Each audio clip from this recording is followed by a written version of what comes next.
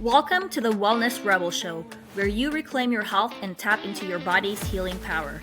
I'm your host, Fatima, here to empower you with the knowledge and tools to take charge of your well being. Whether you want to boost energy, improve mindset, or unlock vitality, this is your go to source for practical advice and inspiration. It's time to step into your power and live a life of health and freedom. Welcome to the revolution. Welcome back to the Wellness Rebel Show. Today I have Odilia Underwood. She's a cannabis nurse and a board certified nurse coach. Welcome, Odilia. Thank you, Fatima. I appreciate you having me on your podcast. I'm looking forward to having this wonderful conversation with you. Yeah, me I too. love Me the too. the rebel. Yes, that's definitely. I feel like I'm a rebel for sure. Yeah.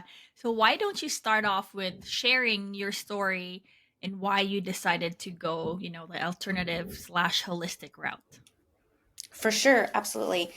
I was diagnosed with lupus about almost 10 years ago or so, or it took them like a whole year to diagnose me with lupus, because it's not really one of those definitive diagnoses where you can do labs and be like, oh, yep, that's it. It's like a component of like 12 different things. If you meet that kind of criteria, then this is what we call it, right? And so it took like a whole year of monitoring symptoms and doing all the freaking blood work, labs, and diagnostics to say, hey, so I have some rheumatologists call me and be like, hey, you got lupus. And that was it. And in that moment, I didn't really like dive into trying to figure out what it was that I had. I was mostly trying to just treat the symptoms so I could be functional and go to work. I was a nurse who worked in a clinic at that time, and I was just having like severe inflammation in my hands, like bursitis. I was having issues with my knees, lymph nodes that were swollen everywhere, constantly being sick with upper respiratory infections and it taking forever to kind of like clear itself. And so I was taking like all the meds, I was trusting my doctors, and I was like, they're like, we're going to start you on a hydroxychloroquine, which is an anti-malarial medication. And they're like, well, this is what works in this. We should put it in the water. It's so great. And I'm like, okay, even being a registered nurse and, like we all have our specialties, and there's like, we're really honed in on that specialty. And my specialty at the time, I was doing community health. But I think I was more involved in working, in my livelihood, like being um, connected to the day to day. Like, how am I going to get to work to pay my bills, to have a roof over my head? And I can't do that if I'm sick. So in that moment, I felt like, okay, I did that for years. And then it's when, like your body's knocking on your door. You have upper respiratory infections, you have this, you have that. And then all of a sudden it knocks you on your ass where you can't even get up out of bed, right?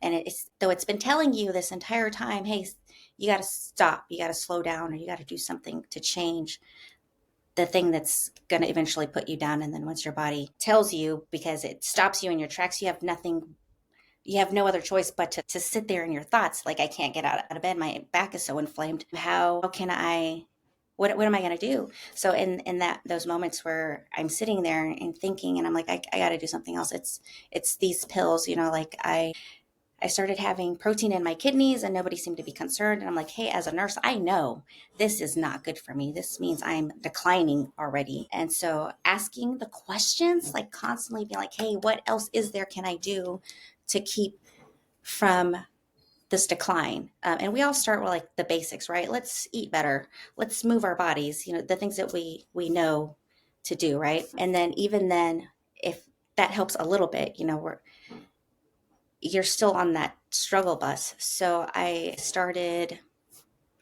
you know, using cannabis because I had used it as a teenager. And that was the only time where I felt like normal. And I used to get criticized for feeling normal, right? Like, this is the thing that makes me feel normal. Well, then you're obviously addicted to it, right? You're addicted to, if it makes you feel normal, you're addicted to this substance.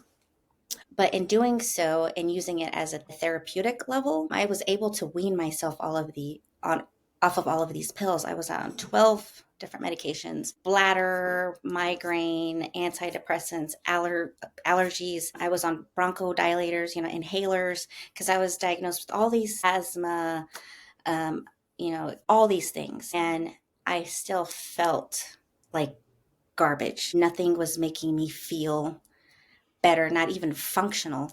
And then when I turned to cannabis, I was like, well, I don't need naproxen anymore. Like I don't need these anti-inflammatory or non-steroidal anti-inflammatory medications like Motrin every day. I don't need this migraine medication every day because I stopped getting the auras from my migraines. I stopped needing Motrin every day to just function, to walk, to go to work. And so I felt like I was onto something, right? So I dove into like cannabis medicine as a medicine, and I discovered we all have an endocannabinoid system. And I still feel like people don't know that, the medical professionals, and this is something that we've known about since the early 90s, late 80s, that we have an internal cannabinoid system, and we're not being taught this in school. It's like when you go on that deep dive, when you're in desperation and you're looking for the answer, somehow, thank God, that you come across these things. Like it's not just me thinking like I'm an illicit drug user, because I feel like I've been called those things, like, oh, you're non-compliant, you don't want to use the medications we're telling you to use because you want to lower your blood pressure, instead of let's find something to fix to help protect your kidneys that's not so, I say, invasive, because I feel like pharmaceuticals are invasive, and you're adding one more pill to combat the side effect, and then there's more side effect, or there's, like I take this blood pressure medication to protect my kidneys, and I feel so nauseous because it has a diuretic in it, and I'm trying to give myself all this water because I can feel that I need it. It's just depleting from my body. And then my blood pressure drops too low and I feel faint. And you go in and they're like, oh, let's do this heart workup. Actually, let's just stop taking this fucking blood pressure medication. Like, why don't we think about that first before we add something else that is going to be detrimental to my health versus it helping me at all? So that's kind of like my deep dive into getting into cannabis, and then knowing we have an endocannabinoid system and what it does, girl. It is the regulator of all of your systems, your blood pressure, your nervous system, everything. So if you supplement your endocannabinoid system, and it doesn't necessarily have to be with cannabis or phytocannabinoids, it can be with meditation, like your food, intermittent fasting, like anything that's going to ultimately make you feel better, you're supplementing your endocannabinoid system. And the fact that we know this, science knows this, and we're keeping it from the public is mind blowing, because tip the healthcare system on its head, basically, right? Like it should cause a break in the healthcare system where it's like, whoa, it is the regulator of all your systems. And the whole point of your endocannabinoid system is also to put you at homeostasis. Yeah. What? So that's where I guess I find myself now, is I want to let the whole world know, especially healthcare providers. When you do have like a patient come to you and they're like, hey, I'm saying no to pharmaceuticals. I'm ditching the pharmaceuticals and I'm using plant medicine instead, or holistic measures. There's no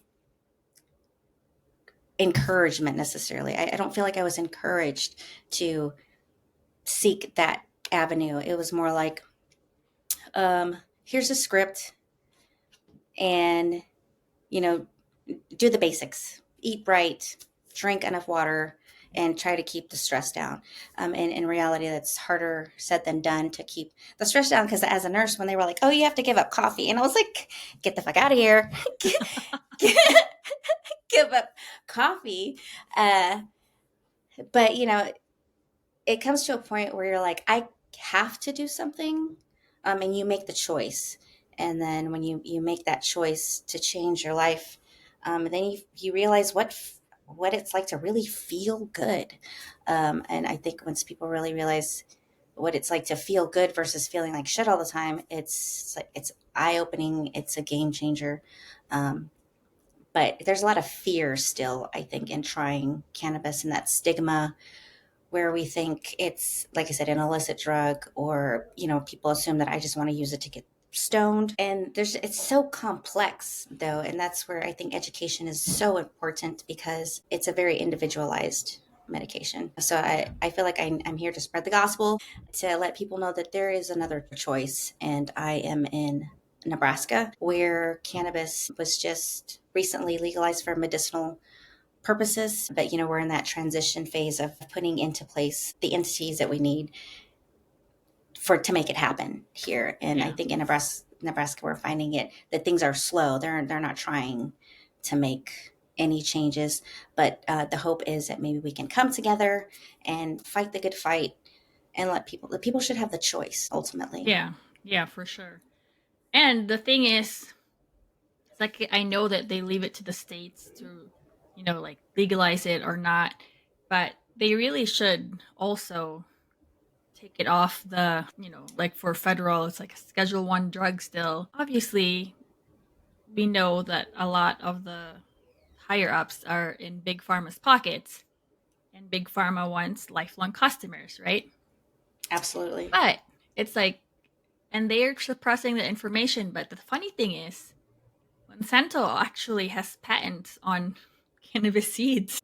Yeah, that's wild, right? And there's like a patent that expired in 2013 that the US government has on cannabis, and in that patent it says it could be used for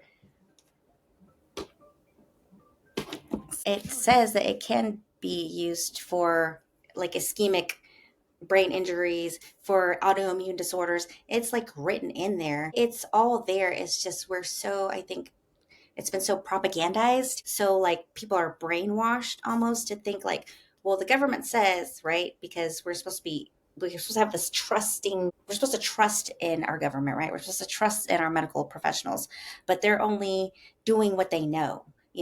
Honestly, I have maybe one, my pain doctor or a whole health pain, because I was like, I don't want your narcotics. I don't want opioids to make me function, and plus they don't make you function, they Right? deteriorate your body, like Yeah. they mess with your bones, your messes with your brain. It makes you non-functional, and I feel like it's absurd though. Like you said, it's the pharmaceutical companies, they have power, and disseminating this education, like where I think I just got on a call maybe last month or so. I am a liaison for the Graduate Student Nurses Academy at my school, and there was a networking call I was on, and one of the nurses was like, hey, I just learned about the endocannabinoid system and I find it very fascinating in her neurology course. So I'm glad to see that it's starting to pop up, but like this has been around since the beginning of time. If Hmm. you have a if you have a backbone, an animal and it's a vertebrate, they have an endocannabinoid system.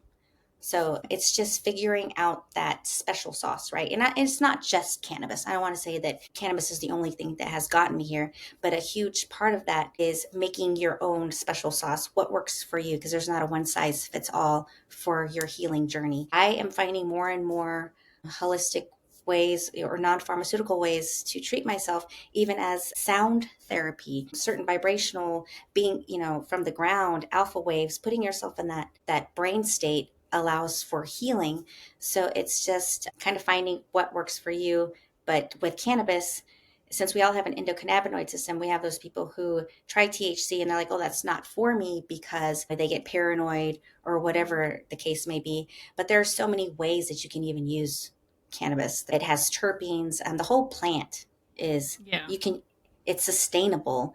And we don't need to just use it as medicine. Like we could use it to make paper versus using trees to make houses versus using trees. And it cleans the ground. Like, and it just still, not that it baffles me as to why this is, knowledge that doesn't want to be widely disseminated. I think more and more that I go down that rabbit hole into what is plant medicine is ultimately, um, I would say on a therapeutic level, where my goal is to heal myself. Spirituality comes in, right? In those moments where I am medicated and I can meditate, or if I decide, to dabble into mushrooms, which, yes, I feel like I have dabbled into mushrooms, and having that experience, it kind of even maddens me even more to think that I feel it's denying that connection to something greater than yourself,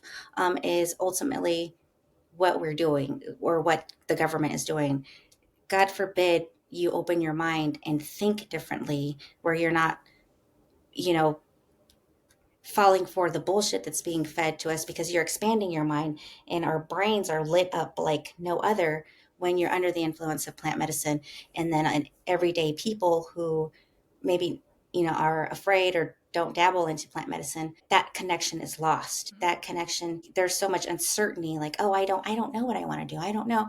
And in those moments where I connect to something greater than myself under the influence of plant medicine, it's like, whoa, why doesn't they don't want that. Like they definitely don't want to open our minds and see fellow humans as humans. Because in my deep dive into plant medicine, that is what I'm finding, is that I'm more open, I'm more compassionate, I'm more connected to seeing as another human as a human. We're all the same, and we're here to uplift and encourage one another. And plant medicine, I feel like, definitely does that. Why do they call it high? I mean, because we're elevated beings, and you can not just do that via cannabis or mushrooms, but meditation.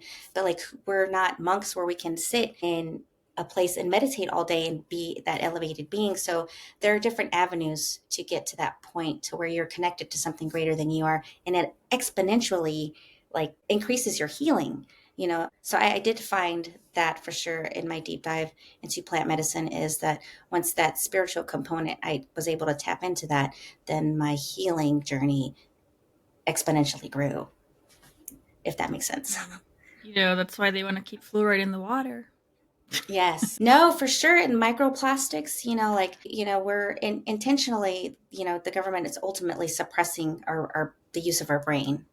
Yeah, And yeah. that's for sure. And we're the people who are dissenters, looked as weird, like, oh my God, like she's talking about doing mushrooms and smoking weed and talking to God. Well, ultimately, I think it was so readily available in the past that we don't think about how our indigenous people were able to connect to the land. Like, how did they know they should move because the weather was changing? I mean, even paying attention to what the birds do, right? And they're tapped into nature that way. Well, the birds are doing something different, then I need to do something. We're so detached from that because we're killing that connection by destroying the planet, destroying our minds. Because ultimately, like, we don't care about the other person. We don't care how this affects you. I just know this affects my pocketbook, right? Like the people in charge, they're not worried about the masses. They're more worried about themselves and the people in their elite group. So yeah, but I think once we come together, as a community, and we elevate one another, then I think that's when we really can make change. And there's so much fear right now with everything that's happening. I ultimately pray and I hope that we, instead of it dividing us even more, that we can come together, and fix the problem, elevate, encourage, support, versus, it's us versus them mentality. And I definitely think plant medicine allows for that, or even just connecting to the divine or something greater than you. If it's your children, like my love for my son was ultimately the thing that kind of led me to want to be attached to this plane, right? I think I there have been several moments in my life because of lupus where I was like, I don't know if I want to continue to let me sit in this car and in this garage and it'll all go away, right? And then the thing that has kept me attached to this plane or to this earth is my son, my love for my son. So if once we find that higher power that connects us to want to make a change or do better or feel better, then that's like the motivation that kind of gets you there. Something greater than yourself, Yeah, yeah, ultimately. for sure. And we know our brains are wired to kind of like keep us safe in the familiar, and that's why a lot of people are really just stuck in that victim mentality, and it's hard for them to get out of that, to change their mindset, and they think their bodies are broken, right? And so it's harder for the healing to happen, and so they just no, like not seek out the alternative therapies, not actually look what other things are available for them, because they're just either they're already so tired and they think there's nothing they can do, that they'll just use the pills to keep them going, although at a very low, like, how do you even say that, like, low health, or like Yeah. you're just basically, Barely, yeah, you're barely surviving. You're surviving, barely you're not functioning. Yeah. thriving. Yeah, you're just, it's like they give you the pills so that you can keep waking up, but you're not really, your life is not enjoyable. That's Exactly. what we're gonna say. It's Yeah. not enjoyable. It's not a life worth living, To live. probably, right? Like, Absolutely. Yep. it's, I It's like mean, a I've, death sentence. yeah, yeah, but they're prolonging it because they want, the longer you live on your pills, then the more money they make off of you. But yeah. Oh, yeah, no, it's definitely it's a corrupt system. Like I things. It's like appreciating the journey, right? Looking back and kind of seeing the things that kind of sparked, like, whoa, a light bulb went off in my head. I left the bedside and then I went to contract nursing because I was having a hard time. I was on FMLA, right? And in the moments where I had to call in because I was sick, I can't come to work. And you're supposed to be protected, right? Well, are you protected from the assholes at work who are pissed off at you and trying to get you in trouble? Because, like, well, let's see. How do I get her? How do I get rid of her? She can't come to work every day like I want her to, but yet I'm protected. So they're gonna find something, like, oh, at one time I was sent to the union because I worked at the VA for, I don't know, whistling in the clinic. I was a disruption or singing. I can't remember which. It was me and another case manager. And I was like, this is fucking absurd. So it's being able to go into an office though and talk to somebody. Because I want to say I recently left the Matrix for good. Is my last inpatient job. I was working very part-time and I got sick and I was like, and they're like, well, we need to put you, oh, also we need to put you on night shift. And I was like, well, I'm not going to go to night shift. Night shift like gets me to that point where I'm even worse. Like it's making me more Mhm. sick. Yeah. And so what I had to do was say, okay, so we can either go about this maybe three different ways. One, I can come to you straight up and I'm like, hey, I'm just going to be very transparent and straightforward with you. What are you trying to do? Are you trying to get me out of here because I don't want to go to nights? Or like, do I need to resign? I was like, because ultimately I don't need this job. But at the same time, we find so many people in that same situation, but they do need this job, right? Or we think we need that job because there's nothing else out there. Ultimately, that's the government trying to tell us you gotta play by the rules Yep. in order to survive, which I definitely don't think that's the case. But yeah, leaving that and saying also I can go about this way about going to HR. I can go to HR and be like, hey, I am a disabled veteran, and I am on disability. I'm sure I filled out the form saying that I have a diagnosable um, disability. So if I have to go that way, then let's go that way. But like, who has the time, energy, and effort to fight the system that's already in place is what we think, right? Because it's difficult. So what did I do? I left, like a big corporation like the VA to go become a contract nurse. And then I found more freedom because I knew that if I went for a contract, I knew when I was going to have to take my drug test. I knew I was going to have a physical. And then I knew if I ended that contract early, that's not going to be a penalty toward me because I don't have to report that to the state. On the other hand, if I were to stay at a job at the VA and they're trying to get me in trouble and trying to get me in trouble, and then I get fired, then I have to report that to the state. Mm. And then got who knows what's going to happen. So I found kind of like an easier way to work and make money. I'm not thinking that like I am a fucking nurse, okay? Like I can go and help people without all of these fancy fucking letters behind my name, Yeah. especially the fact that I have lupus and I have a story to share and I've managed to heal myself. And even in diving into plant medicine, I was able to treat myself with plant medicine to get out of that mindset, to be so debilitated by anxiety that I can't fucking do the next thing. Plant medicine has enabled me to be like, you're okay. You're just freaking out like you don't know how full of cortisol you are and tense and anxious all day until you find something cannabis meditation where I'm like, whoa, I can breathe. Like I can breathe and I can step back and take a look at the big picture and ultimately see I'm going to be okay. And I have never had that feeling before being medicated on pharmaceuticals.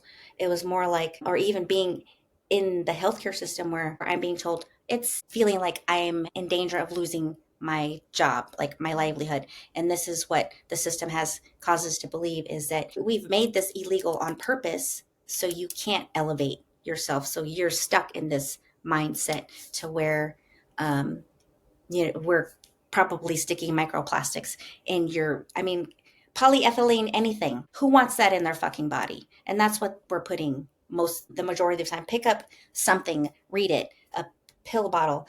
You're going to see shit, petroleum. Like, do I want that on my skin? Do I want that on my body? And then, it's wild to see all the things that are being made, and we're scared to use cannabis as medicine, but yet this drug has only been around for 6 months, even like the COVID vaccine, and we're okay with that because the government said this is good for you, and plus if you don't take this fucking COVID vaccine you're not going to be able to work, or if you don't take this COVID vaccine I should be scared because I have lupus and I don't know what's going to happen to me. So in those moments where I felt like I need to work and I need to keep myself healthy, I'm going to take that thing that I have to take, just like the military. Like I was in the military, and that's you had no fucking choice. You just have to do it because you signed the dotted line. And in doing that, though, like we can see throughout history where our government has caused so much harm to veterans, so much, and deny, and then all of a sudden it comes to light. Well, yeah, we exposed you to these fucking Agent Orange, and this is why you have cancer, but yet we still trust in this system that makes no sense. Yeah. Sorry, I went on a rant. No, no. It's totally fine. It's true though. Like they really like everything is designed to work against us and like detach us from our intuition, detach us from nature. Because I'm pretty sure if I remember correctly, like they banned hemp. I think it was like the paper industry who made one of them that made like a campaign against hemp because we know hemp is very useful, right? It's like you said, you can use it for paper. In fact, they used, wasn't it hemp paper that they wrote the Constitution on or something like that? That's what I heard. I've tried to deep dive on that. There's like contradicting. Some of them say yes, some of them say, I ultimately believe yes. What else could it be made out of? Like, really, who has time to grow trees? And like Yeah. hemp was it. Hemp was Yeah. clothes. Like they Clothes. made You can make farmers. it for like it's useful for everything from, you know, I know that they also used to feed cows hemp, and that's how the humans were getting their hemp, like, you know, the CBD supplement is from eating the meat because they were getting fed hemp. But obviously Right. we And banned growing hemp. Right. And then what do? We start feeding cows fucking cows. What the fuck? Like I think there was only two countries. I think Argentina was one of them. I don't know which one was the other. We're like, oh, how are we going to make more money? Let's fucking, feed the cows, other cows. And, Yeah. and then we cause mad cow disease.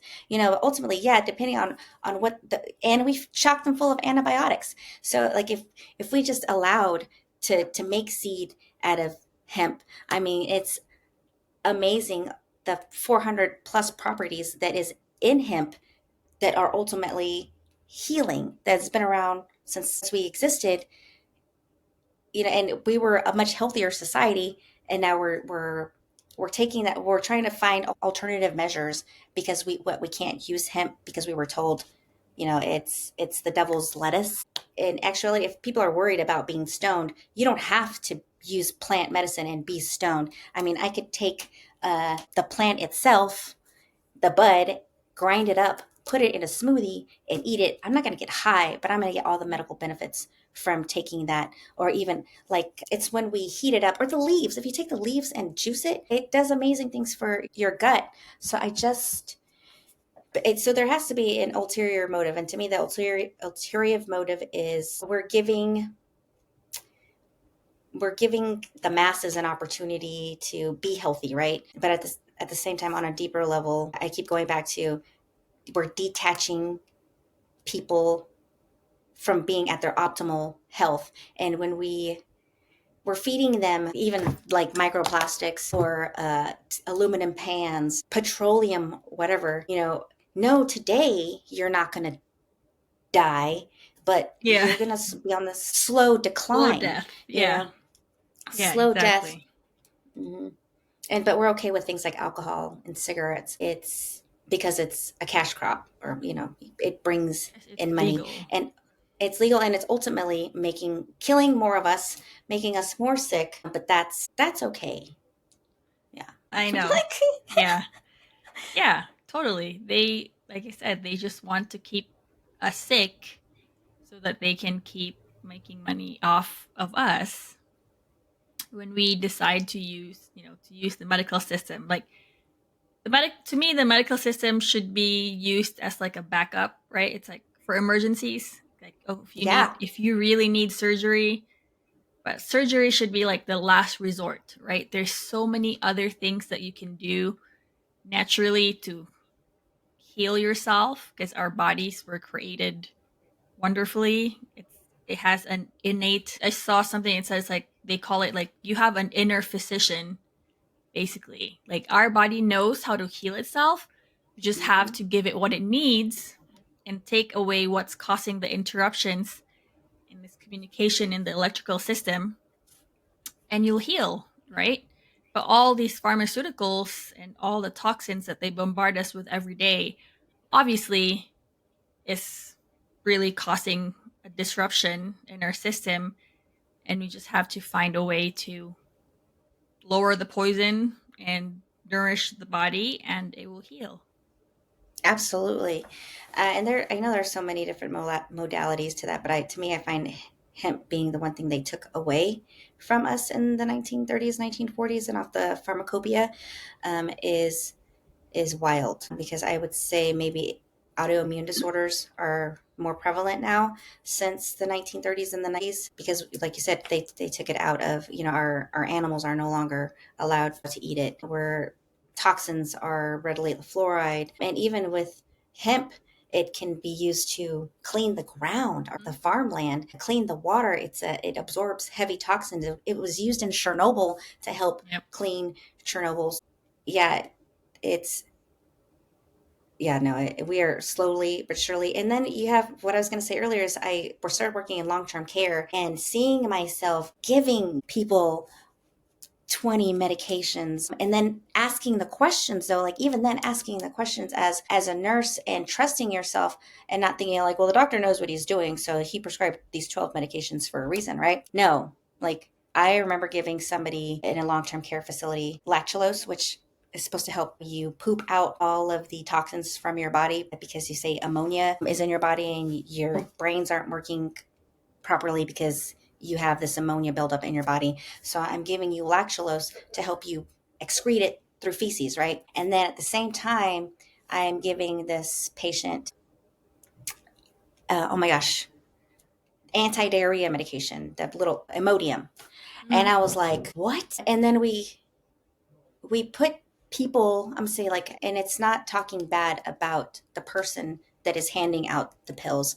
Like, if it's a med aid, you learn the very basics, right? You're not learning technically all the interactions. Hopefully the Mm. parameters or the instructions are there that say, hey, check this person's blood pressure before you give them this blood pressure medication, because you could cause them to tank. Just like I'm gonna check somebody's blood sugar before I give them insulin, because I want to make sure I don't cause more harm than good. So it's even in that, where we don't ask the questions, or I see something wrong. Like, why am I giving this diabetic a medication that I give my chemo patients to eat? Like, it's an antidepressant, Remeron. I give this medication to cancer patients so they can gain weight and they can eat, and it's an antidepressant.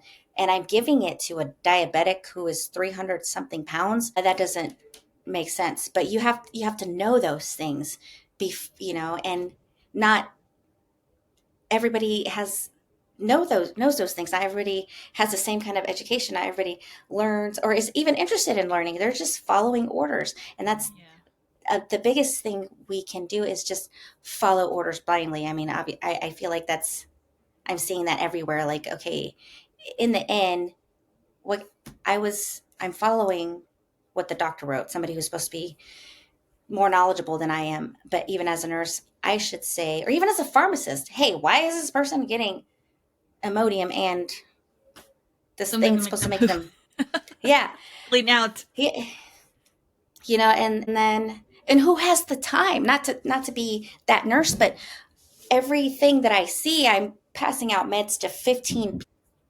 Like, yeah, at first I would write this shit down. I'd be like, question, like this is, and that's time consuming. Hmm. That's where burnout comes in. You're like, what the fuck am I doing? Am I even making a difference in these people's lives?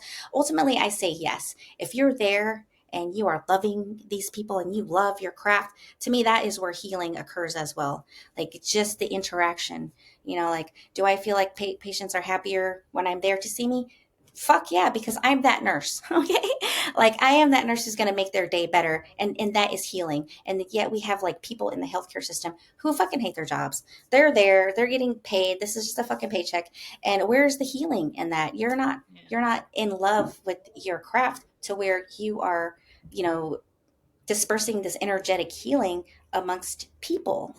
You're, if you're that asshole nurse who's like, you can't have coffee, I say when, and I say whatever, then you're ultimately not, cause you're not providing a healing environment. And that is definitely what is happening right now. People are burnt out, fucking tired, and they're just going through the motions. And in going through the motions, we are causing more harm than looking at that person as a human being. Or is that the way I would treat my dad? Or is this the way I would want some nurse to look at my dad as an individual, as a person, instead of like, I need to hurry up and get my shit done, in a subpar manner, which cannabis has allowed me to slow down and connect and not be so worried about, like, because in that worry where you're constantly tense and you're like, oh yeah, there are 20 million things to do, you can't even fucking concentrate and think, hey, look, this person is taking two meds that they shouldn't be taking together, and calming down and knowing in myself that I have the ability to go in there and take on everything that's going to be thrown at me, because I feel good in my knowing that I have skills as a nurse, that I can triage, and just taking that deep breath to relax and to heal others. That we're definitely missing that. And and instead of thinking like, we have nurses and healthcare professionals who also need healing, like, and we Yeah. look at them as not patients. How dare somebody tell me, oh my god, you're a nurse and you use cannabis, like you shouldn't be using cannabis as a nurse. Why? I am a human being. This is what I need to heal and to function. We're held at this different, like, standard because we see cannabis as an illicit drug. And sorry, yeah, there's another rant. Yeah, there's the older generations still call it dope. It's pretty funny. Right, yeah. And I even feel some kind of way when they're like marijuana, and I'm like, because a lot of these they're medical marijuana programs, and to me, I don't necessarily like to call it marijuana because I know it stems Yeah. from a very racist term. So cannabis, to me, it's cannabis. Yeah. Yeah. Definitely. Definitely not dope though. Yeah, no, definitely not. It's a plant. To me, it should be like aloe. It should be like you said. It should be, to me, it should be deregulated. It should be descheduled. Just like you Yeah. can grow aloe in your house or have nutmeg in your home, because if you take large quantities of nutmeg, not to give anybody ideas, but you can hallucinate.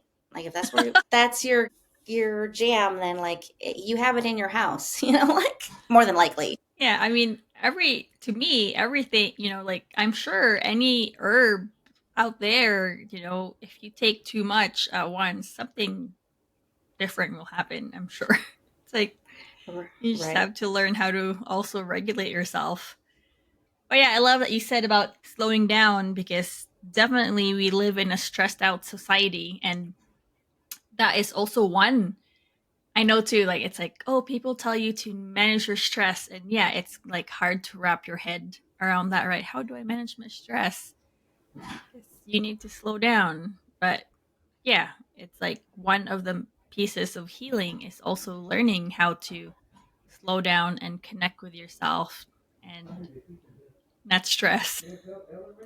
Yeah, and we have so many people who have been carrying stress in their body since a very young age, especially people who maybe grew up where there was a lot of lack, like maybe they didn't have enough housing, they didn't have encouraging words, they weren't told that they're, I love you, or even hugged. I mean, we are so dismissive to physical touch. When we actually touch one another or hug one another, we're excreting these great hormones that help us heal. And like, that's weird, right? Like, oh God, don't.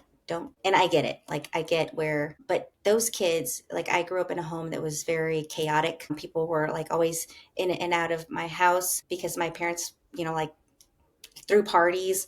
And there's a lot of yelling, a very toxic environment where I felt like I needed to get lost in something else. Like, so I threw myself into books, and I would try not to pay attention to the world around me. But at the same time, if you have kids that are living in homes where they're constantly walking on eggshells, and that's all they know, and they're holding that stress and cortisol, like, that's trapped deep in their Yeah. body. um, and and addressing that, we're like, oh, therapy, talk therapy. Well, I've had years and years and years of talk therapy. You give me mushrooms twice and I talk to God, and I'm like, whoa, this is what you've been trying to tell me this entire time, and I have not been listening to myself because I don't trust myself. So yeah, no, like, yeah, trapped emotions, trapped cortisol, trapped trauma in children who grow up to be functional adults because they move past that. But at the same time, like, pushing it down. Women, right? Like, you can't be emotional. You can't cry at work. And in pushing all those emotions down, it's trapped trauma in wherever my foot, my feeling sick to my stomach, like I want to throw up, and I do throw up, and not thinking, oh my God, that is anxiety. I'm thinking to myself, I was exposed to some kind of, I don't know, like, stomach bug. And really, that's my body telling me, you are so anxious. I'm going to have you physically sick because I'm not, it's not a mental thing. Yeah. It's like, yeah, it's your body sitting there trying to knock on the door and say, hey, slow down. But in not even thinking that those physical manifestations of anxiety, they fucking exist. Legit, people feel like they're having heart attacks when they're having an anxiety attack. But in that moment where my eyes were open and it was like, whoa, looking back as a child, where I would physically get sick at school, vomit, my stomach would hurt in times of nervousness or anxiety. I've managed to take that with me throughout adulthood or breaking out in hives, and it's a physical manifestation of the stress, but we label it disease. And yes, it is disease because we're not at ease in our own physical being, and we're not trying to put ourselves into homeostasis or at that optimal level of health, which we can all achieve. We've been fed these lies that, like, oh, well, you're getting older, so it's just naturally that you decline. No, that's not true. That's what you want me to believe. Because as far as I know, I am at the best health of my life today. And that's every day. And I have, like, you do have to tell yourself that sort of thing because your mind is so powerful. Yep. Yeah. Yeah. Definitely. It's definitely, yeah, like I said, mindset. Our cells, even just listen, they can hear our thoughts, like even if you're not saying out loud, right? So I always don't say, I'm like, oh, I think I'm getting sick, because then you're going to get sick when you say that, right? Right. Yeah. Yeah. Uh, and energy, like, we don't think about our thoughts having energy, but you put an EEG on somebody's head and there's electrical stuff going on in there. So it's out there, Yeah. Yeah. it's programming the things. Hmm. And about the stuck emotions too. Like we all know, well, it's not well known, but it's like our kids borrow our nervous system when they're growing up. And so if we're in that stressed out mode all the time, or always, like you said, like walking in eggshells because you're in, let's say you're with a toxic partner or whatever, they feel that they whatever you're feeling, they feel, and then they don't know how to regulate it because we don't know how to regulate it, and then they carry it on through adulthood, and then Yeah. yeah, it definitely manifests into symptoms, any stuck emotions. I really, really believe that. Like everything is really connected. Like it's not like, oh, you're if it's you think you're it's just your thyroid. No, it's just not your thyroid. It's like there's something else that's going on, right? It's just not one thing. That's why I find it funny sometimes when people are saying, I'm estrogen dominant. What cream can I use to increase my progesterone? Like it's not just those two things, right? it's Yeah, it's a whole cascade of things, and you got to look at, well, what part of the cycle are you in? Are you when did they draw your labs? And then like we go to these healthcare professionals, and we're assuming that they know it all, and honestly, they're doing what they've learned, and we all learn the same basic things. Once you are in that mode of desperation, you go and seek out the thing that something else because you're like, hey, this isn't working for me. And whatever that thing is, if it's meditation or even sound healing, alpha waves, getting into meditation and everything, then it can get you there. I ultimately believe I'm a huge fan of Joe Dispenza. You know, he does believe we can get connected, become nothing, or basically like be nowhere and connected to the divine, and you can heal yourself. 100%, I believe that, but like we're so disconnected from whatever that is, right? yeah. Because of stress, because of we got to pay the bills, or because of this matrix that we're stuck in, thinking that like I have to, those are the things I got to care about because this is what we've been indoctrinated to care about versus connecting with ourselves. Yeah, yeah, definitely. And Can you no, hear it's okay. anything? Okay. it's fine.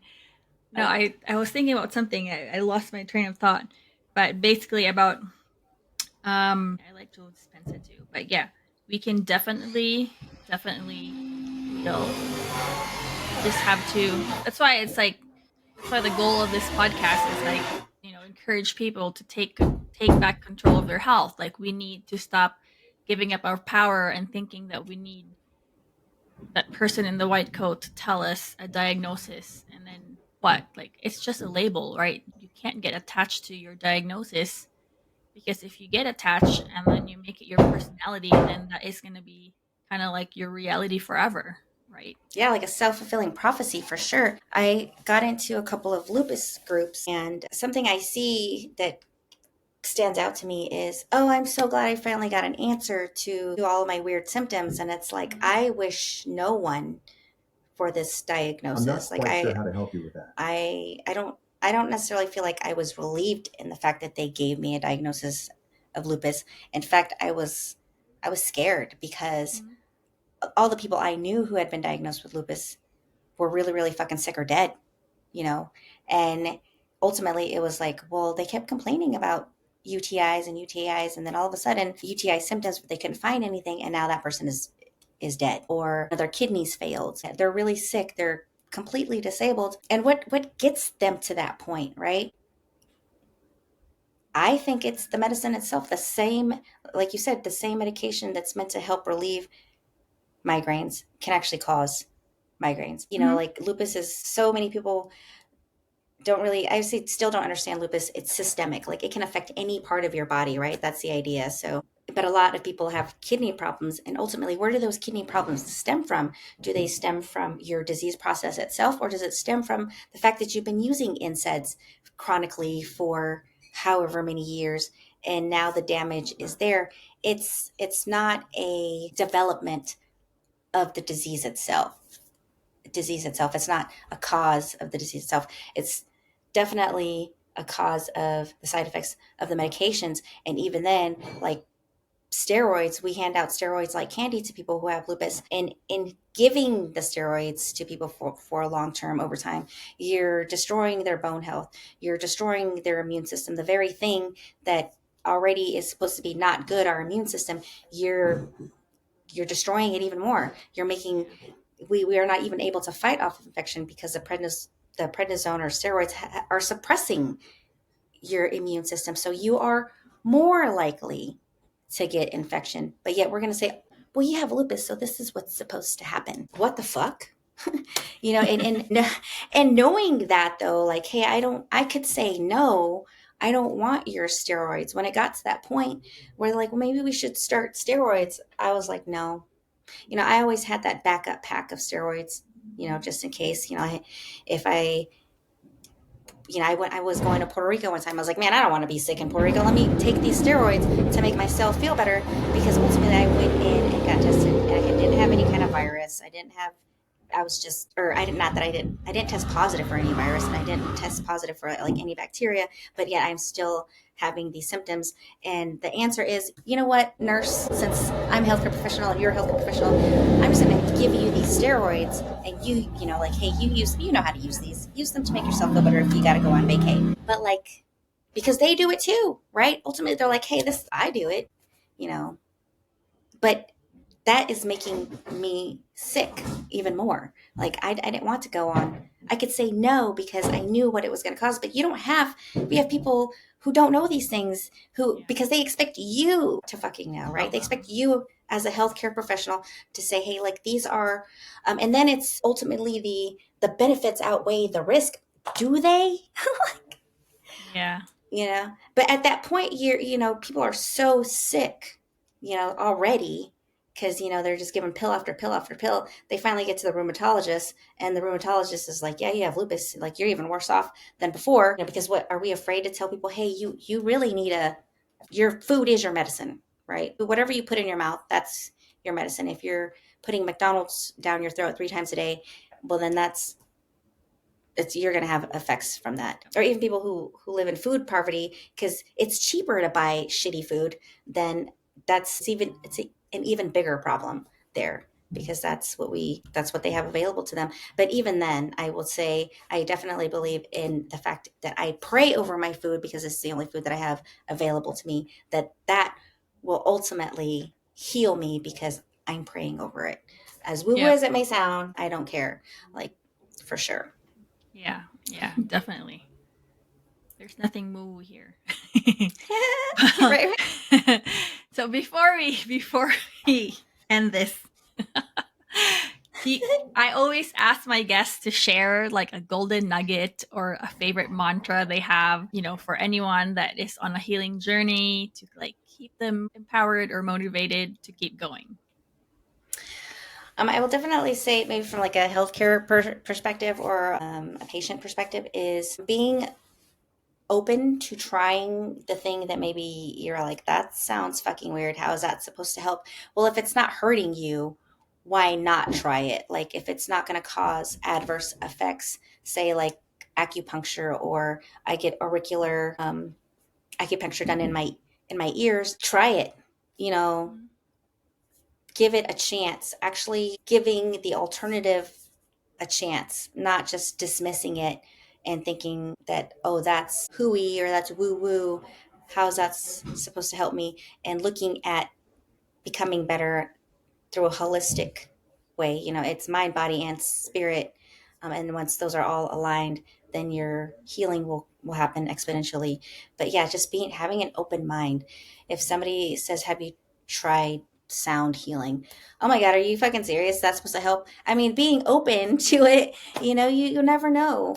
So I'd say being open to trying woo woo things and something different, because if you're doing the same thing over and over again and expecting a different result, that's just fucking crazy. And that's what we're doing. Yep. We're expecting the healthcare system to fix us by adding another pill and another pill. That's so being open to try something new.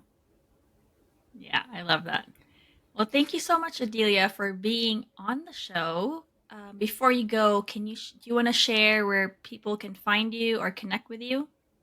For sure. You can find me on Instagram as the mexi.canna.rn, and you can find me on Instagram. I am Odilia Hernandez Underwood. And also on YouTube, I have a YouTube channel / podcast called Healing Through the Leaf. You can hear me on there, have like my download rants about healthcare and leveling up as a person. And then I look forward to me having on some like people local people who are trying to change the laws when it comes to medical marijuana. I'm hearing like these mothers tell their story because they feel trapped, like in a system that is essentially killing their children. Yeah, definitely. That sounds like a great. I'll just call it a passion project or something. But that's No, for definitely sure. helpful. No, it's there's a lot. I know that hemp and cannabis is a very healing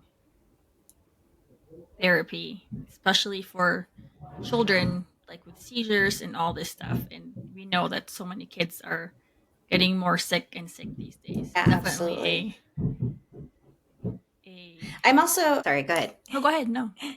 I'm also writing a book. Like, I keep being told like, "Hey, talk about you writing a book." I'm writing a book. In doing so, that's very healing. Getting the things down on paper that maybe I didn't want to address in the past. Like pushing it down, or getting it out on paper and saying it out loud and sharing it. Like knowing that somebody else is going to read it later is very vulnerable for me, because I talk a lot about trapped emotions and being a little kid and having all these traumatic things happen to me, and then finding plant medicine and even healing is constant. It's not Yep. something that It's a destination. I'm a yeah, and as long as I have air in my lungs, I think I the point is to live, to thrive, to help others. So that's the plan. So I'm hoping I can really reach a lot of people through writing my book. Yeah, so there. It's also called Healing Through the Leaf. So I'm super excited about that. Currently still on chapter 1, but I write all kinds of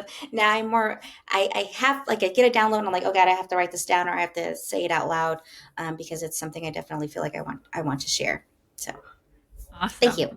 You're welcome. You're welcome. So everything will be in the show notes, and maybe we'll have her back on when she launches her book. That'd be so dope. I thank you so much, Fatima. I'm honored that you had me on your podcast. Thank you for joining me. Yeah. Thank you for listening. If you enjoyed this episode and you'd like to help support the podcast, please click the subscribe button, share it with others, post about it in social media, or leave a rating and review. To catch all the latest from me or suggest topics, you can follow me on Instagram at Fatima Pagtakan or at The Wellness Rebel Show. Thanks again, and I'll see you next time.